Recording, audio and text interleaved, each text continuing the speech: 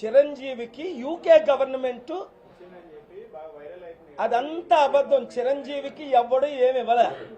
UK government చిరంజీవికి పురస్కారం ఇవ్వలేదు, అవార్డు ఇవ్వలేదు. యూకే పార్లమెంట్ ఇవ్వలేదు.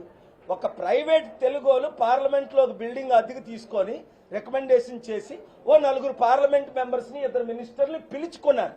ఇది చిరంజీవి ఎలాగైతే దుష్ప్రచారం అప్పుడు చేసి ఎప్పుడు పార్టీ పెట్టక ముందు ఈ ఏయో పురస్కారాలు ఇక్కడే ఇచ్చినట్టుంది. ఏదది పద్మవిభూషణమా? కాంగ్రెస్ పార్టీలో చేరిన తర్వాత కదా, చేరక ముందు ఎండోర్స్ చేయడానికి, చేరిన తర్వాత పార్టీ ఇప్పుడు సచిన్ తెందూల్కర్కి అలాంటికి ఎవడైనా ఇస్తారా భారతరత్న? ఇది భారతరత్న కనుక వాళ్ళు జైల్లో పెట్టి శిక్షించాలి. సో పవన్ కళ్యాణ్కి కూడా మొన్నేదో అవార్డులు రివార్డులు అలా అన్నకి ఇప్పించడానికి ప్రయత్నిస్తున్నారు. ఇవన్నీ సత్యం కాదు.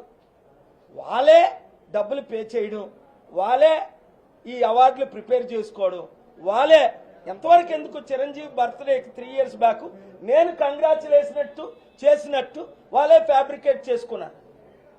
బర్త్డేకి విషెస్ చెప్పడం తప్పలేదు, కానీ నేను చెప్పకుండా ఆ లెటర్ వైరల్ అవ్వడం మీరు అందరూ చూశారు.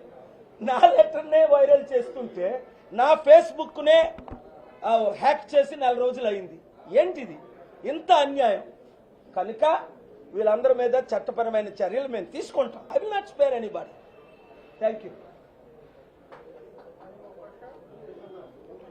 God bless you.